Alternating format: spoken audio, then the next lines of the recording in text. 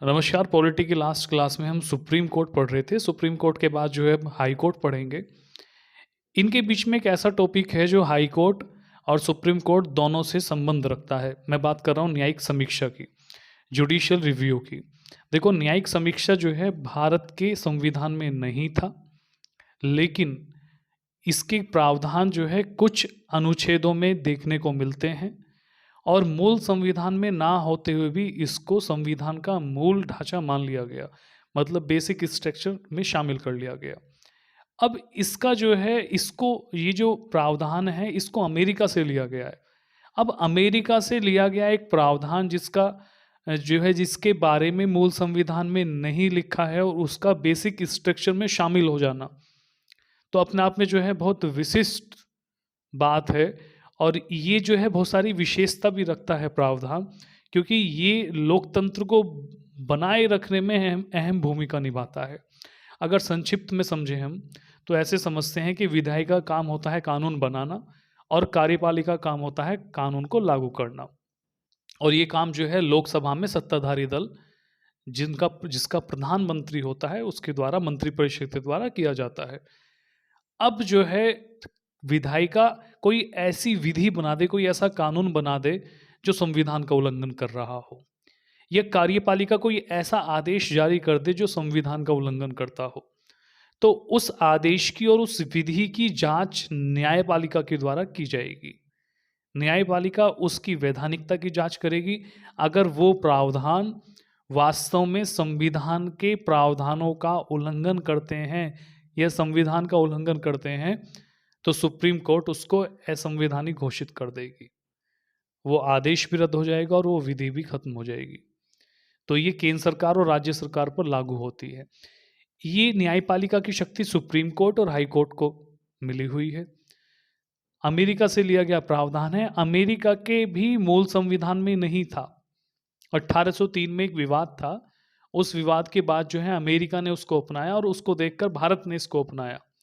अब इसका जो सफ़र है अमेरिका के प्रावधान से भारत में आना और भारत में आने के बाद इसका बेसिक स्ट्रक्चर में शामिल हो जाना, वो बड़ा इंटरेस्टिंग है, उसको समझते हैं। तो हम जो है हेडिंग लगाएंगे जुडिशियल रिव्यू, न्यायिक समीक्षा। साफ नहीं लिखा गया, साफ करके लिखेंगे बिल्कुल। न्यायिक समीक्षा।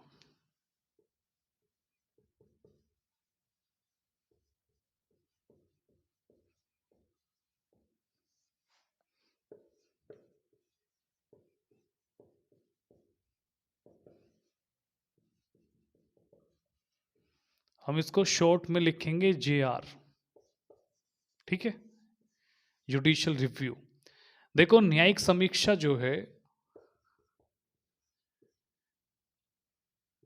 अमेरिका से लिया गया एक प्रावधान है।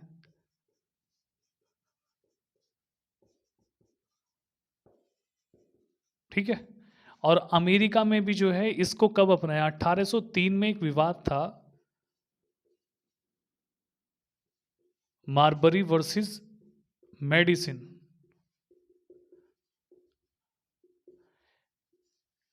मेडिसिन में बड़ा ई आएगा,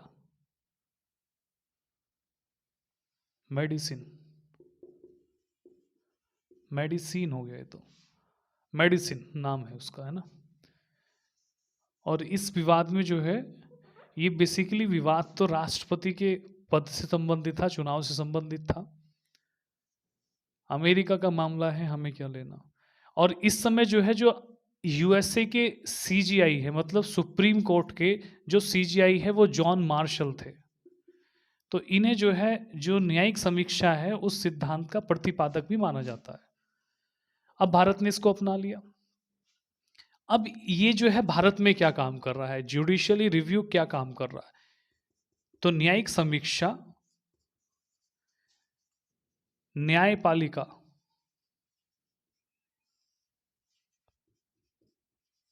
को कुछ शक्ति प्रदान करती है,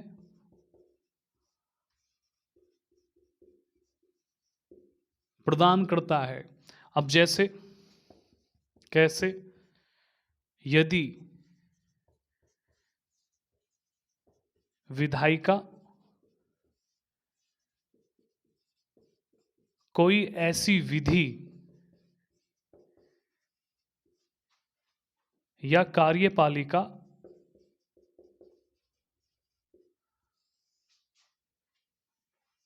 कोई ऐसा कानून, कोई ऐसा आदेश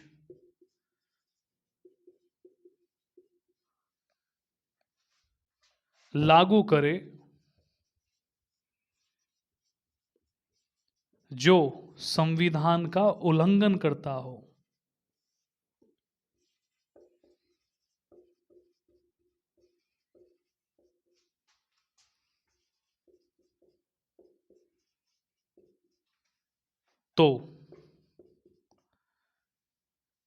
तो क्या होगा? तो जो है सुप्रीम कोर्ट या न्यायपालिका जो है परीक्षण करेगा, उसका न्यायिक समीक्षा करेगा। किसकी? उस विधि की, यानी उस कानून की जो विधायिका ने बनाया है, और उस आदेश की जो कार्यपालिका ने लागू किया है, जारी किया है। अब इस परीक्षण में यदि ये विधि और आदेश, परीक्षण में विधि या आदेश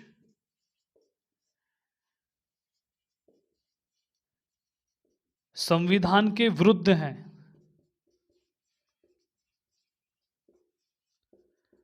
तो सुप्रीम कोर्ट इसे असंवैधानिक घोषित कर देगा। असंवैधानिक घोषित कर देगा। फिर से समझो, बहुत साधारण भाषा में समझो। संसद का काम होता है कानून बनाना। संसद ने कानून बना दिया, मतलब मंत्रिपरिषद ने कानून बना दिया, कार्यपालिका ने लागू कर दिया। कानून में जो है कुछ प्रावधान ऐसे हैं, या पूरा प्रावधान पूरा कानूनी ऐसा है जो संविधान के विरुद्ध है, कार्यपालिका ने उसको लागू कर दिया, तो उसकी न्यायिक समीक्षा जो है सुप्रीम कोर्ट के द्वारा की गई। सुप्रीम कोर्ट ने जांच में पाया कि ये तो पूरा प्रावधान संविधान का उल्लंघन करता है भाई, तुरंत जो है असंवैधानिक घोषित कर दिया, इनवैलिड कर दिया, कानून खत्म हो जाएगा। ठीक है। अभी हाल ही में हम जो है कॉलेजियम प्रणाली जब पढ़ रहे थे, तो कॉलेजियम प्रणाली की जगह संसद के द्वारा जो है एक एक्ट बना दिया गया, NJAC 2014 का, और एक आयोग का गठन कर दिया गया। 6 सदस्यीय आयोग था।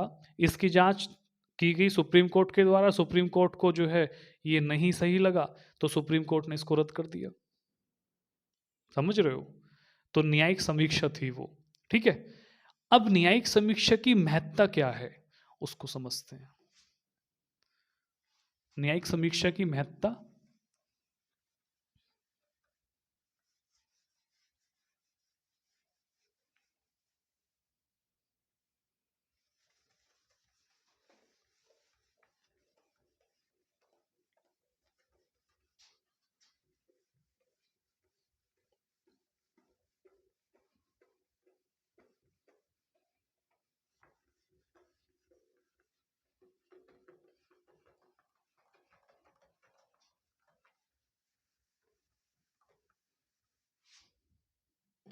न्यायिक समीक्षा की महत्ता।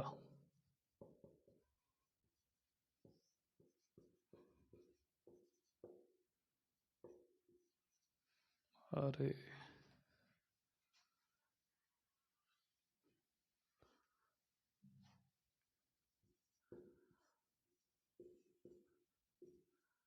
न्यायिक समीक्षा का महत्व,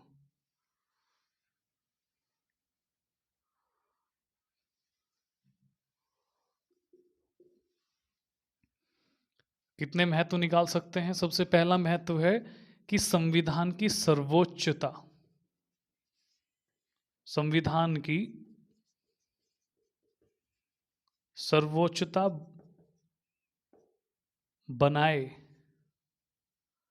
बनाए रखने में उपयोगी है, सबसे पहली महत्ता।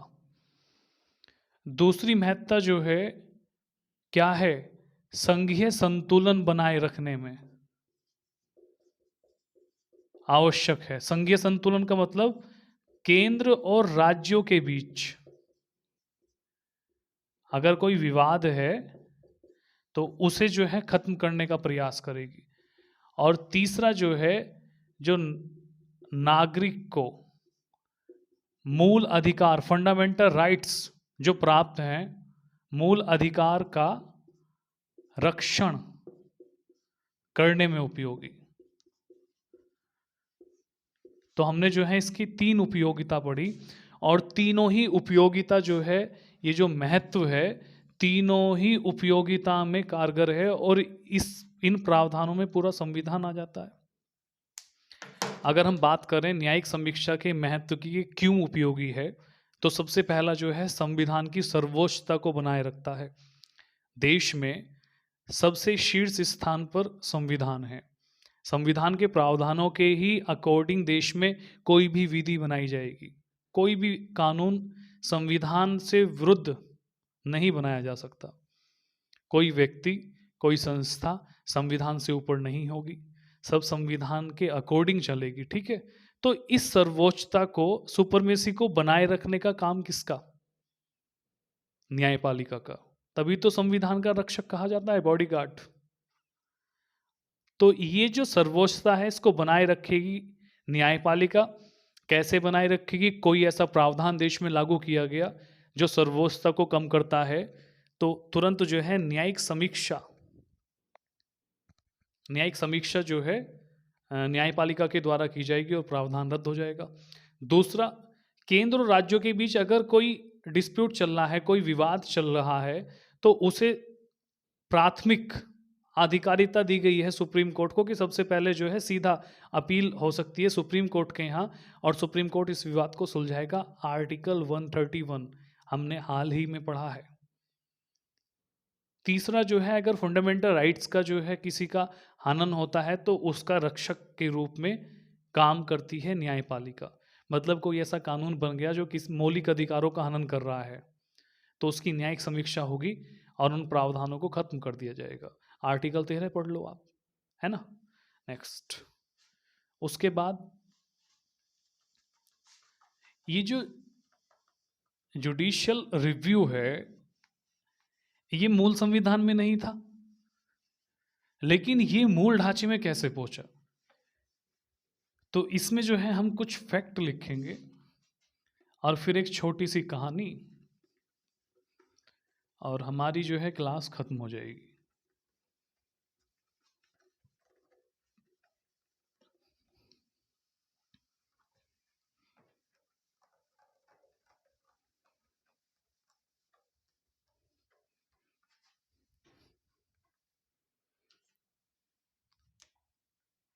तो इसमें जो है हम लिखें क्या? न्यायिक समीक्षा का प्रावधान या वर्णन। न्यायिक समीक्षा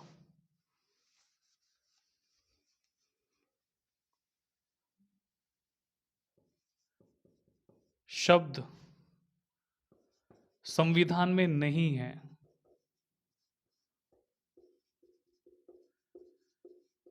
लेकिन कुछ आर्टिकल में इसके प्रावधान पढ़े जा सकते हैं। अब वो आर्टिकल कौन कौन से हैं? अनुच्छेद 13 को पढ़ाया था मैंने, पढ़ाया था। उसके बाद जो है अनुच्छेद 32 रिट जारी करता है। मतलब यहाँ जो है कोई ऐसी विधि संसद नहीं बनाएगी जो मूल अधिकारों के प्रावधान से असंगत हो, उसकी न्यायिक समीक्षा कर लेगा, सुप्रीम कोर्ट रद्द कर देगा अगर ऐसी कोई विधि बना दी। अनुच्छेद 32 रिट जारी करती है। उसके बाद जो है आर्टिकल 131 पढ़ा था, 132 हमने पढ़ा है, 133 पढ़ा है, 134, 134A, 135 ना 6, 137, क्योंकि खुद के भी जजमेंट पे नजर रखती है, उसको भी बदल सकती है भाई न्यायपालिका। 143 कल पढ़े थे, 226, 226 हाई कोर्ट को रिट जारी करने की शक्ति, ये भी हाई कोर्ट से जुड़ा हुआ प्रावधान। 227 और 245, 246 और 372 में भी है भाई। तो ये इतने सारे अनुच्छेद हैं, ये अनुच्छेद जो है न्यायिक समीक्षा के प्रावधानों से लिप्त हैं। ठीक है, इनको आपको याद करना होगा, याद हो जाएंगे। हमने भी किया है, हमारे बड़ों ने हमें बताया था कि याद करना है, तो हमने किया, अब हम आपको बता रहे हैं। ये जो जनरल स्टडी है, ये बिगडैल या नक्शड़ी महबूबा की तरह है। बात करते रहोगे इससे तो बात करती रहेगी, इससे बात करनी बंद कर दोगे तो नाराज हो जाएगी, बल्कि चली जाएगी। एक दिन आप जो है गैप दो, इसको समय मत दो, तो जो आपने कल पढ़ा था, परसों पढ़ा था, वो गया भाई। ठीक है, तो इसको जो है अगर मनाए रखना है तो इसको समय देना होगा, मतलब यही है जो कुछ है। तो इससे जो है इसको अच्छे से पढ़ोगे, बार बार पढ़ोगे, उठते सोते, नींद में, चलते खाते जाते, हर तरह से इसको पढ़ते रहो, ये याद हो जाएगा। ठीक है, तो ये आर्टिकल जो है ये वो प्रावधान है, क्वेश्चन पूछ लेगा भाई। दिक्कत क्या है पूछने में, वो तुम्हें 3 आर्टिकल दे देगा, पूछ लेगा कि न्यायिक समीक्षा के प्रावधान निम्न में से नहीं होंगे।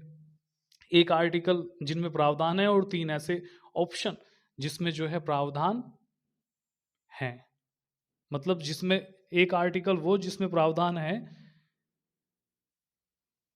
क्या कहेगा वो, कहेगा कि निम्नलिखित में से जो न्यायिक समीक्षा से संबंधित प्रावधान नहीं है। अब 3 आर्टिकल दे दिया आपको, 13 दे दिया, 134 ए दे दिया और 246 दे दिया, और एक आर्टिकल 12 दे दिया। तो अब तो आपको जो है सारे याद करने ही होंगे इसमें। ठीक है, तो ये जो है वो है प्रावधान जिसमें पढ़ने को मिलता है न्यायिक समीक्षा का। अब बात करते हैं किसकी, अब बात करते हैं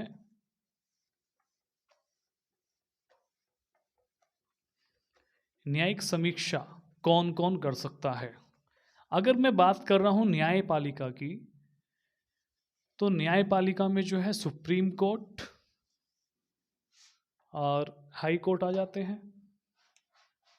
तो न्यायिक समीक्षा न्यायपालिका के द्वारा कौन कौन, सुप्रीम कोर्ट और हाई कोर्ट द्वारा की जा सकती है। अब इसका जो सफर है, मूल ढांचा, संविधान का मूल ढांचा, बेसिक स्ट्रक्चर बनने का, उसकी बात करते हैं। एक बहुत छोटी सी कहानी और हमारी जुबानी, तो इसको सुनो। देखो, गोलकनाथ बनाम भारत संघ मतलब पंजाब राज्य, मैं सीधा इस विवाद पे आ रहा हूँ। कार्यपालिका और न्यायपालिका के बीच विवाद था संविधान संशोधन को लेकर। तो गोलकनाथ बनाम पंजाब राज्य 1967 में सुप्रीम कोर्ट के द्वारा जो है घोषणा कर दी गई कि मूल अधिकार में संसद संशोधन नहीं करेगी। इस बात को लिखते हैं, मैं लिख देता हूं साथ के साथ। ठीक है, तो इस कहानी से ही जो है न्यायिक समीक्षा का पता चलेगा हमें। तो सबसे पहले जो है हम कहां पहुंचेंगे, सबसे पहले हम पहुंचेंगे गोलकनाथ विवाद में। गोलकनाथ बनाम पंजाब राज्य 1967 का विवाद था, और सुप्रीम कोर्ट ने क्या कह दिया कि संसद संशोधन नहीं कर सकती, संशोधन नहीं करेगी। किसमें नहीं करेगी, फंडामेंटल राइट्स में, मूल अधिकारों में संशोधन नहीं करेगी संसद। तो सुप्रीम कोर्ट के द्वारा संसद पे सीमाएं तय कर दी गई। ठीक है, तो संसद ने इसका प्रत्युत्तर दिया 24वें संविधान संशोधन के द्वारा, और 24वां संविधान संशोधन हुआ 1971 में। इसके द्वारा संसद ने क्या कहा, इसने जो है अनुच्छेद 13 में और अनुच्छेद 368 में कुछ प्रावधान बढ़ा दिए, संशोधन कर दिया और कहा कि संसद फंडामेंटल राइट्स के साथ साथ संविधान के किसी भी भाग में, संविधान के किसी भी भाग में क्या कर सकती है? संशोधन कर सकती है। समझने की बात है, ठीक है। संशोधन करने की बात हो गई भाई। अब जो है सुप्रीम कोर्ट ने एक विवाद आया सुप्रीम कोर्ट के सामने, केशवानंद भारती विवाद।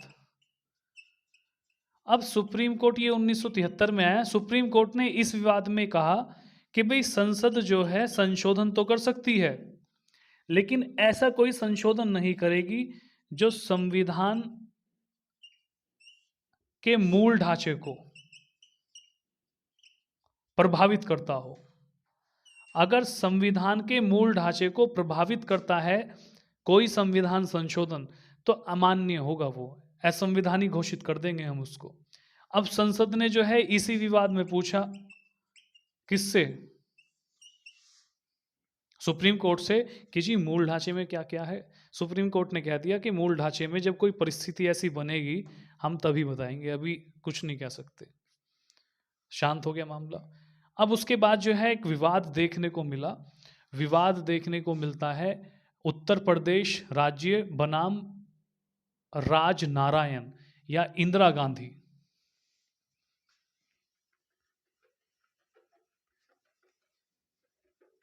इंदिरा गांधी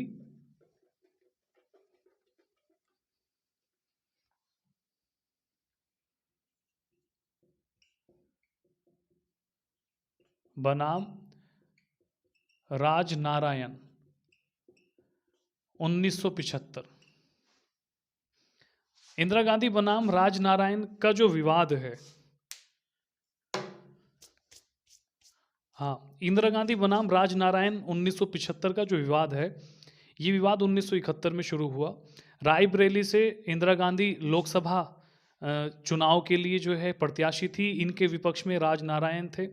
चुनाव हुआ और चुनाव में जो है इंदिरा गांधी जीती, और जीतने के बाद जो है जो राजनारायण है, स्वाभाविक है हार हुई। अब हाई कोर्ट में जो है, इलाहाबाद हाई कोर्ट में राजनारायण के द्वारा ये याचिका दायर की जाती है कि जो आम चुनाव हुए थे 1971 में लोकसभा के, उसमें जो है इंदिरा गांधी ने चुनाव कदाचार किया है, मतलब धांधलेबाजी से जो है चुनाव जीती हैं वो, या चुनाव में धांधलेबाजी की है। हाई कोर्ट ने इस तथ्य की जो है प्रामाणिकता की जांच की। हाई कोर्ट ने जो है इस तथ्य को सही पाया, तो हाई कोर्ट ने जो है जो चुनाव है वो शून्य घोषित कर दिए। इंदिरा गांधी को अगले 6 वर्षों तक चुनाव से बाहर कर दिया कि अगले 6 वर्षों तक चुनाव नहीं लड़ेगी इंदिरा गांधी। इंदिरा गांधी तत्काल जो है कहाँ जाती हैं? सुप्रीम कोर्ट में अपील करेंगी। अपील करने के बाद जो है सुप्रीम कोर्ट हाई कोर्ट के इस निर्णय पे रोक लगा देगा। अब जब निर्णय पे रोक लग जाएगी तो उसके बाद जो है इंदिरा गांधी 1975 में इमरजेंसी लगा देगी, आपातकाल घोषित कर देगी, और इसका आधार बताएंगी आंतरिक गड़बड़ी। तो जो 1975 में इंदिरा गांधी के द्वारा आपातकाल लगा था, उसका सबसे प्रमुख कारण जो है इंदिरा गांधी बनाम राजनारायण 1975 का विवाद था। जैसा कि इसमें जो है इलाहाबाद हाई कोर्ट ने इंदिरा गांधी को दोषी मानते हुए कि हाँ चुनाव में गड़बड़ की है, इन पर जो है 6 वर्ष के लिए रोक लगा दी इंदिरा गांधी पर। तो स्वाभाविक था कुछ ना कुछ तो प्रतिक्रिया होनी थी। तो आपातकाल घोषित हो जाता है, और आपातकाल के समय ही इंदिरा गांधी जो है एक 39वां संविधान संशोधन करेंगी 1975 का, और उसमें जो है एक आर्टिकल जोड़ा जाएगा 329 ए 329 ए, और इसके द्वारा जो है लिखा जाएगा, इसमें प्रावधान किया जाएगा कि राष्ट्रपति, उपराष्ट्रपति, प्रधानमंत्री, लोकसभा अध्यक्ष के चुनाव से संबंधित कोई विवाद है या कोई प्रश्न है या कुछ भी है, उसकी न्यायिक समीक्षा नहीं होगी। ठीक है। अब जैसे ही ये संविधान संशोधन किया जाएगा, ये संविधान संशोधन संभवतः 10 अगस्त में हुआ था 1975। 11 अगस्त में सुप्रीम कोर्ट डिसीजन देगा कि जो संविधान का आधार है वो लोकतंत्र है, और लोकतंत्र बनाए रखने के लिए निष्पक्ष और निर्भय चुनाव होना अनिवार्य है। क्योंकि किसी भी देश में अगर लोकतंत्र, डेमोक्रेसी कायम रखनी है, तो डेमोक्रेसी का मतलब क्या है? लोकतंत्र जनता का तंत्र, लोगों के द्वारा जो शासन किया जाता है। अब जनता कैसे शासन कर रही है? अपने एक प्रतिनिधि को जिताती है, वोट डालती है और वो देश को रेगुलेट करता है। अब जब निष्पक्ष चुनाव ही नहीं होंगे तो फिर तो समस्या हो जाएगी भाई। तो सुप्रीम कोर्ट ने कहा कि जो चुनाव प्रक्रिया है उसकी न्यायिक समीक्षा की जा सकती है, निष्पक्ष और निर्भय ढंग से जो है चुनाव होने चाहिए, और जो न्यायिक समीक्षा है ये मूल ढांचा है।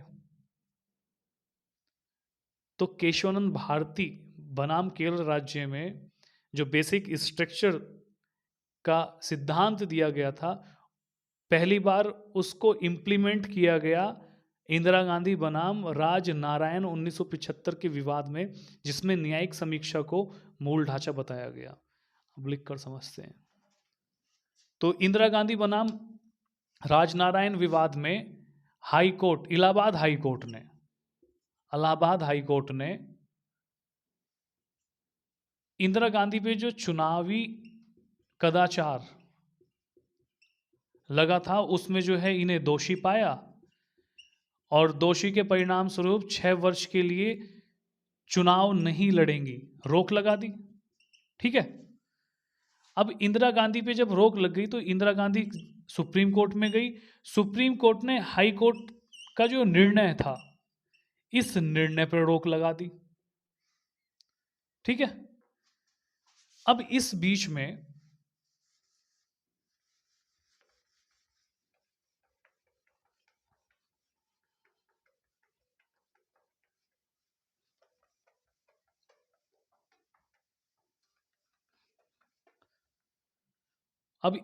में जो है इंदिरा गांधी द्वारा एक 39वां संविधान संशोधन अमेंडमेंट किया गया 1975 में, और इसके द्वारा जो है 329A आर्टिकल जोड़ा गया, और जिसमें कहा गया कि राष्ट्रपति, क्या कहा गया? राष्ट्रपति, उपराष्ट्रपति, प्रधानमंत्री और जो लोकसभा के अध्यक्ष हैं के निर्वाचन को न्यायिक समीक्षा से बाहर रखा जाएगा। ठीक है। ये 39वां संविधान संशोधन के द्वारा जो है इंदिरा गांधी ने रूल बना दिया। अब जब ये रूल बना, ये 10 अगस्त 1975 की बात है।